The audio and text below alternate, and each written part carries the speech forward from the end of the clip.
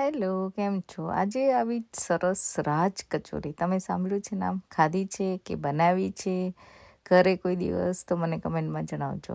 તો આજે રાજ કચોરી બનવાની હતી અને એ બનાવવા માટે ચલો આપણે ઇઝી માપ લઈશું. 1 કપ સોજી, તમે નાનો મોટો ઝીણો જે હોય તમારે. મેં વધારે પડતો કોર્સ જે વધારે કરકરો હોય આપણે ઉપમા બનાવવામાં વાપરીએ એ મેં લીધો છે. પણ તમે ગમે તે સૂજી લઈ શકો છો અને એમાં આપણે 1/2 કપ મેંદો નાખવાનો છે. તો આ રીતનું માપ છે. 1 માપ એટલે આખો કપ સોજી, 1/2 કપ મેંદો. એમાં આપણે થોડું સોલ્ટ નાખીશું અને થોડું વોર્મ પાણીથી આપણે લોટ બાંધીશું. તો સોલ્ટ નાખ્યા પછી વોર્મ પાણીથી લોટ બાંધવાનો છે. અને લોટ બાંધતી વખતે ખાસ ધ્યાન રાખવાનું છે કે એકદમ ઢીલી સાઈડ હોય ને એવો લોટ બાંધવાનો છે. અને આ બહારની કચોરી આપણે જોઈએ ને તો થોડી યલોઇશ કલરની હોય છે, એટલા માટે મેં પાણી લીધું છે અને પાણીમાં થોડી હળદર નાખી દીધી છે અને બે મિક્સ કરીને એ હળદરવાળા પાણીથી લોટ બાંધવાનો છે. મેં કીધું એમ લોટ ઢીલો રાખવાનો છે કેમ કે સૂજી આપણે લીધી છે એટલા માટે એ પાણી પી જશે બધું અને તમારો લોટ બહુ કઠણ થઈ જશે જો તમે કઠણ રાખશો તો એટલા માટે એકદમ સરસ પાણી નાખતું જવાનું છે. મસળીને લોટ બાંધવાનો છે કે જેથી લોટ સરસ અને ઢીલો રહે. તો આ રીતે આપણે લોટ એકદમ ઢીલો રહે એવો રાખવાનો છે. હવે આપણે ફિલિંગ માટે થોડો 2-2.5 ચમચી ચણાનો લોટ મેં લઈ લીધો છે. જે હળદરવાળું પાણી વધ્યું એમાં જ મેં લીધું છે. એમાં થોડું સોલ્ટ એડ કરીશ, થોડું લાલ મરચું એડ કરીશ અને થોડી હળદર જો જરૂર હોય તો. બસ આટલી વસ્તુ બધું મિક્સ કરવાનું છે અને થીક પેસ્ટ તમે હાથમાં લઈ શકો એવું પેસ્ટ બનાવવાની છે. અને જો આ રીતની પેસ્ટ રેડી થઈ જશે જે આપણે ફિલિંગ કરવામાં યુઝ કરવાની છે. તો આ કચોરી આજે હું પણ પહેલી વાર બનાવતી હતી એટલે મેં બહુ બધી બનાવી નથી. હું ટ્રાયલ માટે જ બનાવતી હતી અને કે કેવી રીતે એકચ્યુઅલી બને છે એના માટે.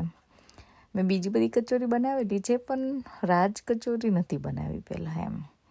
તો આવી રીતે હવે લોટને 10-15 મિનિટ રેસ્ટ આપ્યા પછી આપણે સરસ રીતે મસળી લેવાનો છે એકવાર. અને તમે જોઈ શકો છો થોડો પહેલાં આપણે જે બાંધ્યો હતો એનાથી લોટ થોડો કઠણ થઈ ગયો છે પણ સરસ રીતે વણાય એવો જ છે. તો હવે નાના આપણે લુવા બનાવીશું અને એમાંથી કચોરી બનાવીશું. તો કચોરી આમાં બહાર આપણે જોઈએ તો ઘણી મોટી સાઇઝની હોય છે પણ મેં કીધું એમ હું પણ પહેલી વાર બનાવું છું તો હું અલગ સાઇઝ ટ્રાય કરીશ. અને મેઇન એનું છે ફૂલવી જોવે. ફૂલે તો તમે એમાં ફિલિંગ કરીને ભરી શકો અને ફૂલે તો પણ એ ક્રન્ચી રહેવું જોઈએ, બેસી ના જવું જોઈએ પડ એનું. તો આટલું બધું ધ્યાન રાખવાનું છે એટલા માટે મેં થોડું મસાલો લઈ લીધો અને આપણે એને આવી રીતે કરીને ઇઝીલી હેન્ડલ કરી શકીએ એટલા માટે. અને કચોરીને આપણે જેમ પેક કરીએ પરાઠું, સ્ટફ પરાઠા કરતા હોય એ રીતે જ આપણે પેક કરી લેવાનું છે અને નાઇસલી સીલ કરવાનું છે કે જેથી ફિલિંગ છે એ બહાર ના આવે. અને બહાર થોડું તમે વણશો એટલે કદાચ દેખાશે પણ ખરું તો ઇટ્સ ઓકે છે એમ. તો આ રીતે આપણે લુવો રેડી કરીશું અને ફોલા હાથે સરસ વણતા જઈશું કચોરીને. અને તમારે જે સાઇઝ કરવી હોય એ સાઇઝની કરીશું. મેં થોડી થીક રાખેલી. હું ટ્રાય કરતી હતી કે કઈ રીતે ફૂલે છે કે કેમ. અને એને પહેલાં ફૂલ તાપમાં આપણે ફૂલાવવાની છે અને પછી ધીમા તાપે એને શેકવાની છે કે જેથી એનું લેયર એકદમ ક્રન્ચી બને. બે બાજુથી એકદમ સરસ રીતે શેકી લેવાનું છે. હવે મેં ફિલિંગ માટે ચણા લીધા છે બોઇલ કરેલા. એમાં ડુંગળી, થોડી કોથમીર અને લીલું મરચું એટલું મેં પીસી લીધું છે અને એને આમ ફ્લેવર આપવા માટે મેં લીધું છે. તમે ખાલી ચાટ મસાલો ને એવો મસાલા પણ યુઝ કરી શકો છો, પણ મને આવો મસાલો ભાવે છે એટલા માટે મેં એવો મસાલો બનાવ્યો છે. એમાં મેં એક બોઇલ પટેટો એડ કર્યો છે અને થોડો ચાટ મસાલો એડ કરીશ, થોડું બ્લેક પેપર પાવડર અને થોડું સોલ્ટ. તમે રોક સોલ્ટ અથવા તો સંચળ તમે જે કહો એ પણ એડ કરી શકો છો, પણ મેં આમાં એડ કર્યું નથી. હવે આપણે આ બધી જ વસ્તુ સરસ રીતે આપણે મિક્સ કરીશું.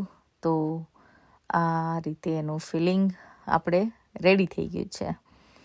તો હવે જે આપણે કચોરી ફ્રાય કરી છે એમાં આપણે આ બધું સ્ટફિંગ, બધી ચટનીઝ, ઘણું બધું જોડવું પડે છે. હવે મેં ફણગાવેલા મગ પણ લીધા છે અને એને મેં બોઇલ કરી લીધા છે, એટલે એ પણ રેડી છે. એમાં હું કંઈ સોલ્ટ એક્સ્ટ્રા સોલ્ટ એડ નહીં કરું, કેમ કે એનાથી ઘણા બધી વસ્તુમાં સોલ્ટ છે. એટલે ગળ્યું દહીં બનાવી લીધું છે મેં, થોડું ગ્રીન ચટણી છે, રેડ આપણે ગળી ચટણી છે અને આ કચોરી છે એના આપણે ફિલિંગ કરવાની છે. આમાં હજુ દાડમ, પછી ઘણા બધા બીટરૂટ, ઘણું બધું એડ કરતા હોય છે, એટલે ચોઈસ તમારા ઉપર છે, તમારે શું શું અંદર ફિલિંગ કરવું છે. મારી પાસે હતું નહીં એટલે મેં એડ નથી કર્યું. તો આવી રીતે કચોરી ઉપરથી આપણે તોડીશું અને બધી જ વસ્તુ 1 by 1 એડ કરતા જઈશું. એમાં ચટણી બહુ બધી જાય, દહીં બહુ બધું જાય અને ઉપરથી સેવ નાખીશું. તો આ રીતે કચોરી મેં એક રેડી કરી, હું તમને બીજી પણ બતાવી દઉં. તો આવી રીતે બે ફિલિંગ, બધી ચટનીઝ અને દહીં એડ કરીને ઉપર સેવ, લાલ મરચું, દાડમ જે તમારી પાસે હોય તમે એડ કરી શકો છો. અને આ રીતે જોઈ લો, કચોરી થઈ ગઈ છે રેડી. ખરેખર સરસ બની હતી એકચ્યુઅલી. શું બેસી ગયા જમવા? ટ્રાય કરી? ખાધી ને? કેવી લાગી? જોરદાર. જોરદાર. ઓલા ઓસ્ટ્રેલિયાના માસ્ટર શેફ કમેન્ટ આપે એવી નહીં કમેન્ટ આપી શકું. એ જોયો વિડીયો? ઓસ્ટ્રેલિયા માસ્ટર શેફમાં એક લેડીએ રાજ કચોરી બનાવી હતી. યસ, તમે શેર કર્યો તો એટલે તમને બનાવવાનું મન થયું આજે. અચ્છા, એટલે બની રાજ કચોરી એમ? સરસ સરસ. ટ્રાય કરવી પડે ને ક્યારેક. સારી બની? સ્નેહને ભાઈ? ચાલ ને પછી ટ્રાય કરશે. ઓકે, સારું. તો તમે ટ્રાય કરજો ને જણાવજો કેવી લાગે તમને રાજ કચોરી ને. તમે પણ ટ્રાય કરજો અને મને જણાવજો. અને આવા જ સરસ રેસીપી માટે જોતા રહો વિદેશમાં વતન. Thank you so much.